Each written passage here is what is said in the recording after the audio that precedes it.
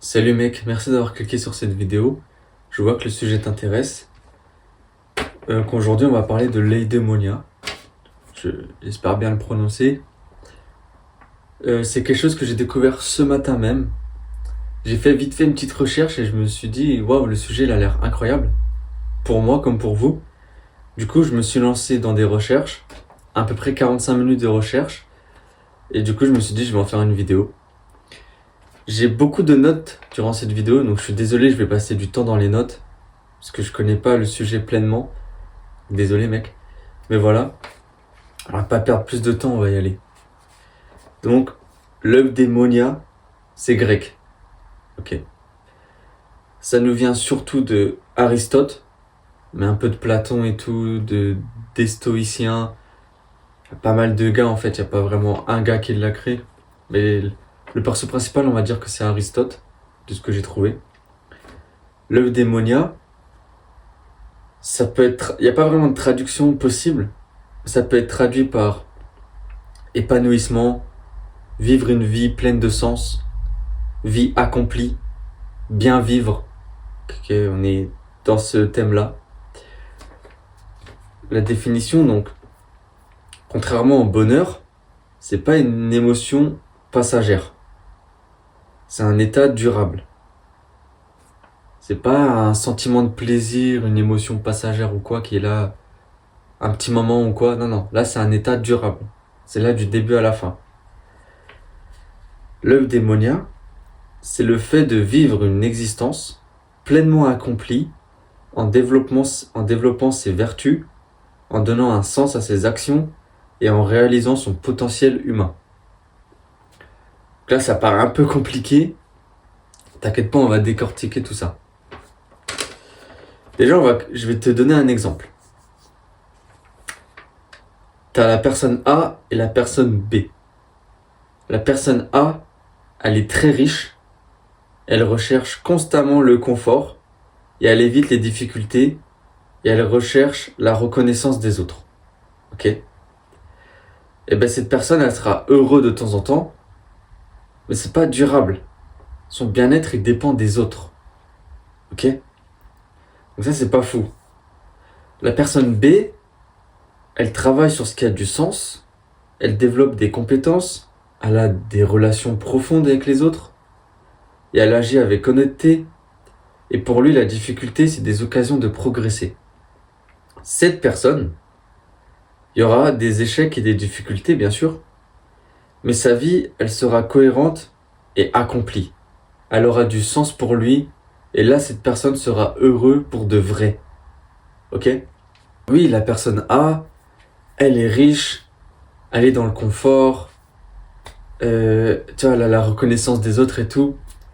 Mais ça, c'est pas du vrai bonheur. C'est passager. C'est sur le coup. La personne B, elle, vu qu'elle travaille sur ce qui a du sens, c'est du vrai bonheur. Intérieurement, c'est du vrai bonheur. Et je vais te poser une question. Est-ce que toi aussi, tu as déjà ressenti un sentiment de vide en toi? Alors vraiment, un sentiment horrible de vide. Si tu regardes cette vidéo, tu habites sûrement en France, en Europe, ouais, j'en sais rien. Un pays développé, t'as de la nourriture, t'as un lit, t'as de l'argent, t'as une famille, t'as des amis, mais tu vois, t'as quand même ce sentiment de vide. C'est bizarre. T'as tout pour vivre, mais t'as ce sentiment de vide, ce sentiment qui te met mal, et tu continues à scroller et à te sentir vide, tu vois. On a tous eu ce sentiment, je pense. Tu vois vraiment ce sentiment? Eh ben, je pense que la personne A, dans l'exemple, elle a ce sentiment de vide. Ok, elle a l'argent, ok, elle a la reconnaissance des autres, elle a le confort, mais au fond d'elle, elle a le vide parce que elle n'a pas la vie qu'elle veut, elle n'a pas le sens, tu vois. Elle n'est pas alignée avec ce qu'elle veut.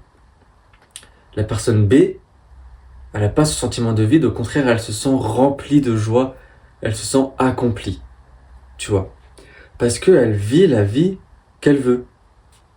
Une vie qui a du sens, une vie utile, malgré qu'elle soit pas riche, que les autres s'en foutent, qu'il n'y a pas la reconnaissance, tu vois.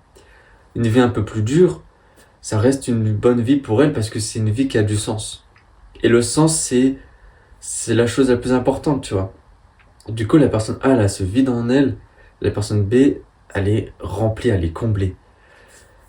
Moi aussi, j'ai déjà eu ce vide. Je pense vraiment qu'on l'a tous eu. Si tu regardes cette vidéo, tu l'as sans doute eu, tu vois. Ce vide que, toi, tu scrolles 5 heures par jour et puis tu te dis, putain, j'ai rien foutu de ma vie, en fait. Ok, je vis bien et tout, mais j'ai rien foutu. J'ai pas été utile, j'ai pas été productif, j'ai rien fait, tu vois.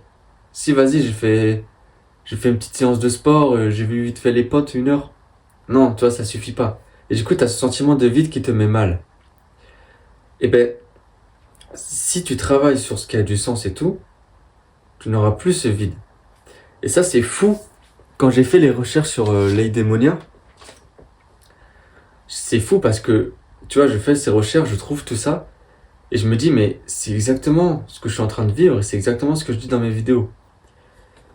J'ai fait une vidéo sur toujours choisir la passion plutôt que l'argent, et avant d'être pro, t'es d'abord passionné. Et ben, ces vidéos, c'est un peu l'eidémonia. Ça y ressemble énormément. Je te dis dans ces vidéos que la passion, c'est ce qui te fait vivre, c'est ce qui va te donner un sens à ta vie, c'est ce qui va te rendre heureux. Et toujours choisir la passion à l'argent, c'est vraiment ce qui va te rendre heureux, parce que pour moi, l'argent ne rend pas heureux si tu fais pas ce que t'aimes. Mais si tu fais ce que t'aimes et que t'as pas l'argent, tu seras heureux. Si le sujet t'intéresse, je t'invite à regarder ces vidéos après celle-là. Et c'est vraiment, moi, c'est ce que je vis actuellement. Et c'est les vidéos du coup que je vous dis, parce que je documente ma vie. Et du coup, j'étais content que dans l'Eudémonia, ça soit ça en fait. Et j'étais là en mode, ok, mais c'est incroyable, c'est ce que je suis en train de vivre, c'est ce que je dis, c'est incroyable. Du coup, on va continuer. On va continuer. Alors, la définition de l'eudémonia, comme je t'ai dit avant, il y a plusieurs personnes qui l'ont faite. Ça va dépendre. Donc, je t'ai rassemblé 3 exemples. L'exemple de Aristote. C'est un peu le créateur. Le but ultime, pour lui, c'est le but ultime de l'existence humaine. Tout simplement. Tu atteins l'eudémonia grâce au courage, à la justice, la tempérance, la prudence et en faisant sa raison tout au long de sa vie. Ça, c'est pour Aristote.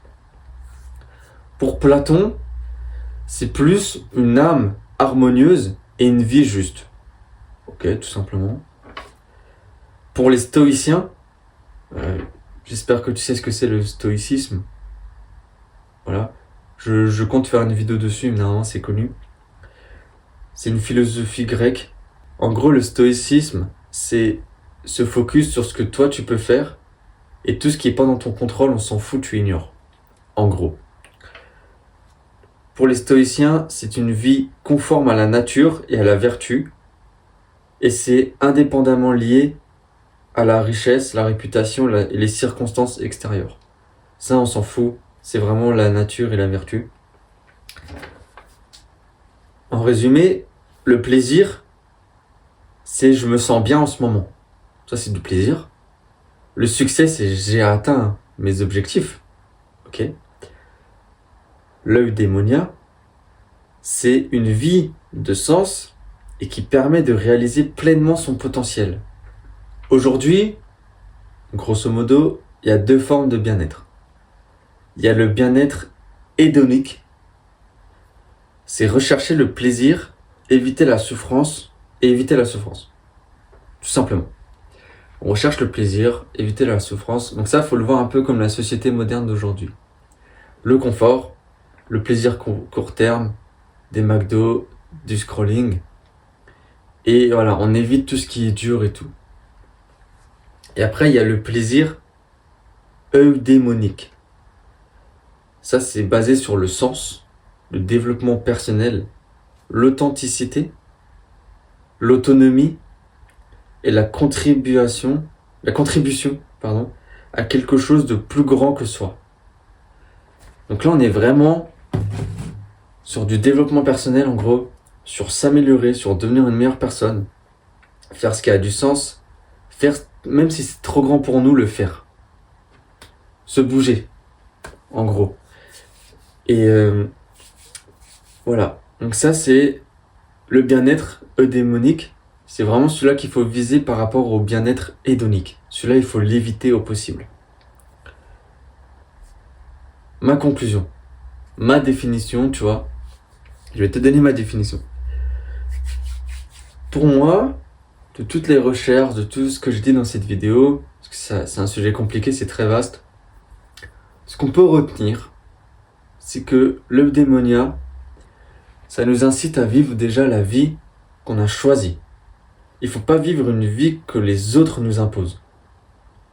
Il faut que tu te poses, que tu réfléchisses à qui tu es, que tu trouves qui tu es, et que tu te dises qu'est-ce que j'ai envie de faire, qu'est-ce qui me rend heureux, qu'est-ce qui me donne envie de travailler. Si tu fais des études juste parce que tes parents t'ont forcé, parce que la société dit que c'est une bonne chose, mais que toi t'en as pas envie, c'est une erreur. C'est une erreur parce que tu seras pas heureux.